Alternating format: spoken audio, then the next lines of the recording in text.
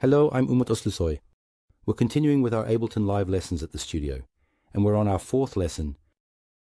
In our last lesson, we assigned our first drum kit to our first MIDI channel, and got ready to create our first drum pattern. As I said at the end of our previous lesson, we would prefer to write our drum patterns, or all the sentences or patterns that we will write melodically by hand. Now, let me clarify this topic and also start showing you this process step by step. As you know, from the very beginning of the lessons, I've been referring to this screen, the one we're currently on, as the mixer, or by its proper name, clip view in Ableton. The reason it's called clip view is that here we see things in a sequence, like 1, 2, 3, 4, 5, 6, 7, 8, and we can increase or decrease these as needed. Don't get hung up on this. This actually represents that each of them is ready to use a clip inside. What does this mean? Now we're double-clicking here to write our first drum pattern. Look, it immediately created a yellow clip for us here. Ableton calls these clips. Right below here we have the section called piano roll, which we will use very, very often. Now, if you click here in the bottom right corner, you'll reach the drum interface we just saw. If you double-click on the yellow pattern here again, you'll reach the piano roll. We will constantly be switching back and forth between these two. It's the same way in the piano roll. Here on the left, as we move down, starting from the kick, we have the rim, snare, clap, etc., etc. It's going like this, look. We clicked on the bottom right corner again. Look, you can see that the same names and the same order are present here. This means this. When we click here, if we get one here, I'm assuming we wrote a kick, and I'm writing a kick here, and here I'm putting a kick, and I'm writing a kick here. Now if I press the play button here, yes, as you can see we have now written, it's currently playing the kicks here. By pressing the small stop button here, we can stop it. And if you noticed, the play is still going on up there. We can stop this from here as well. I'll explain this in a bit. Why are there two different play buttons and why are there two different stop buttons? Now let's go back to the piano roll section. Let's say I'm deleting the kicks here. Here we see a small headphone icon again. The headphone is in our preview, so the part shown in blue on the right with the headphones is where we can turn the sound on and off. If you activate this headphone, you can hear which sounds are in the double pattern or within the double kit by clicking on them one by one. So we want to write a drum pattern. Now look, when we put our kicks here, we can hear them right now. I want to put a clap here, or it allows us to hear it in a way that we can decide if we want this sound or not. Every time we write something here, it gives us a preview in advance. You can activate or deactivate this if you want. And let's write a normal typical pattern. For example, I opened this to hear the rim. Nice. To these places, we placed it, and we hit play again from the top.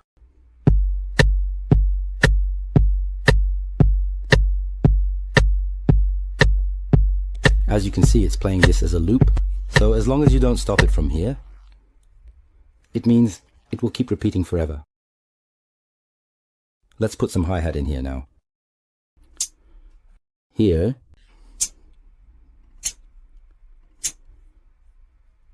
and let's hit play again.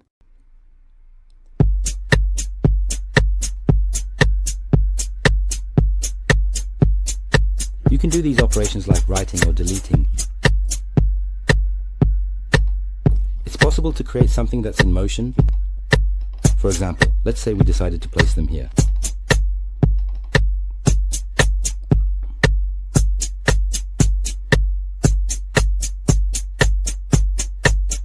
So we wrote a piece like this.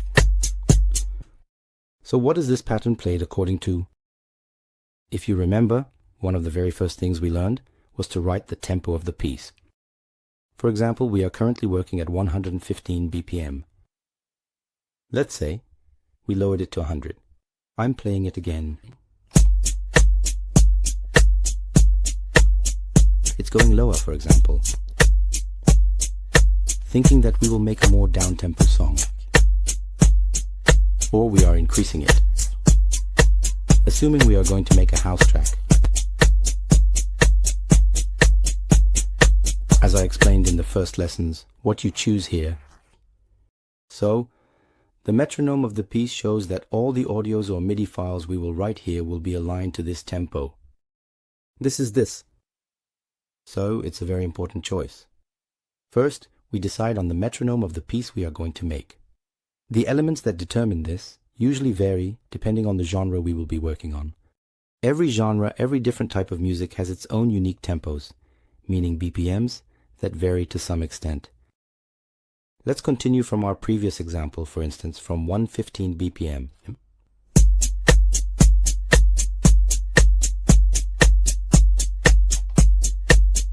Nice. I think we've written our first drum pattern. Now exit the piano roll screen here and click on the bottom right corner. Shortcut. We're reaching the interface of our drum kit.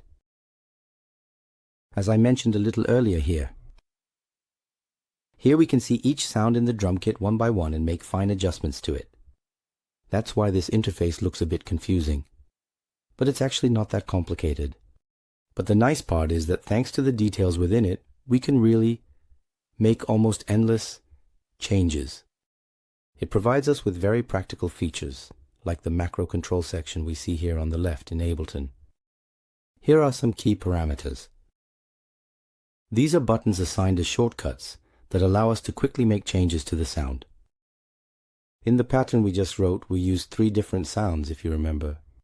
As we can see by clicking here again, we used a kick, a rim, and a hi-hat. We've reached our drum kit, again from the bottom right corner.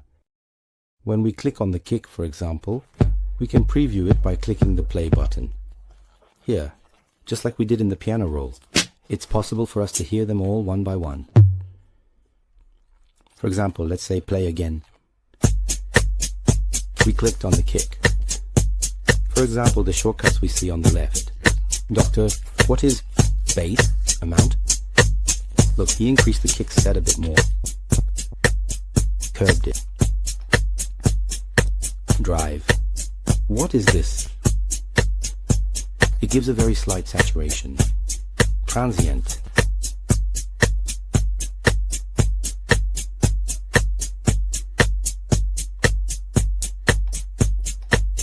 Compressor amount.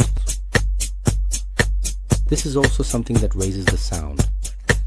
Feel free to mess around with all the parameters you see here, no matter which instrument or which field section you assign them to, guys.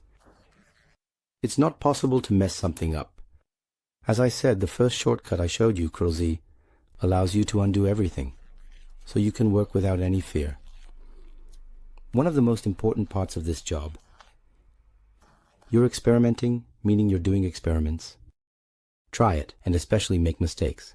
Especially after a while, you'll notice that you'll find that really great things come out of your mistakes.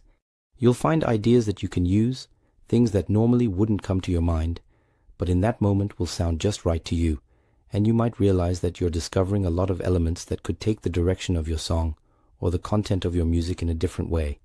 So please don't hesitate to try. Yes, in this lesson, by assigning our first double kit to our first MIDI channel, we wrote our first sample. In other words, our first double sound. In our next lesson, we will start to apply melodic elements slowly over the MIDI channels.